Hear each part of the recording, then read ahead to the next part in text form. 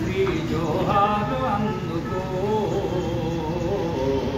అమరుడా జోహారు అందుకో సుత్తి కొడవలి నీవు నెత్తుటి జెండవు నీవు సుత్తి కొడవలి నీవు నెత్తుటి జెండవు నీవు ఓ శ్రీ శ్రీ అందుకో జోహార్లు అందుకో అందుకో జోహార్లు అందుకో. శ్రీ శ్రీ 41వ స్మారక సభను ఆర్మూరు పట్టణంలో ఐఎఫ్టీ ఆఫీస్లో నిర్వహిస్తూ ఉన్నారు. ముఖ్యంగా పుట్టుక మరణం సహజమే కానీ పీడిత ప్రజల పక్షాన నిలబడి వాళ్ళ బతుకులు మారాలని చెప్పి ఈ సమాజంలో వాళ్ళకొక గౌరవం ఉండాలని చెప్పి శ్రీశ్రీ తన కవిత్వం ద్వారా రచన ద్వారా అనేక మందిని ప్రేరేపించి ఉద్యమాలకు ఒక చేయుతగా నిలిచినటువంటి చరిత్ర శ్రీశ్రీకి ఉంది.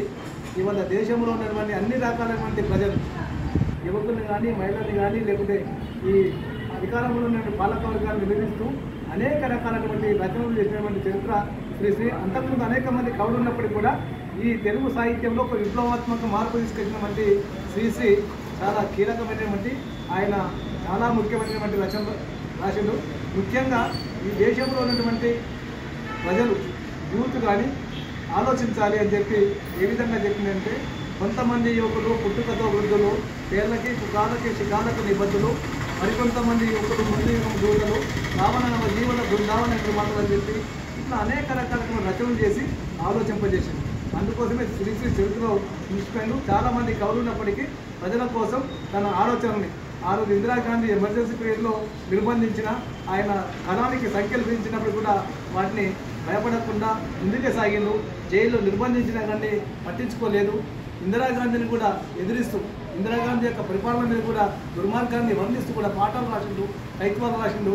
కాబట్టి శ్రీశ్రీ ఇవాళ ప్రజాకవి, ప్రజలకు కానీ లేకపోతే కవులకు కళాకారులకు ఒక స్ఫూర్తిదాత కాబట్టి ఆయనకు అరుణోదయ తరపున ప్రజా సంఘాల తరపున నివాళులు అర్పిస్తూ ఉన్నాం. అందరికీ హాయ్, నేను మీ నిర్పమ్ని. Please subscribe to KV9 news. Like చేయండి, షేర్ చేయండి, మా మిత్రుల్ని ఆశించండి.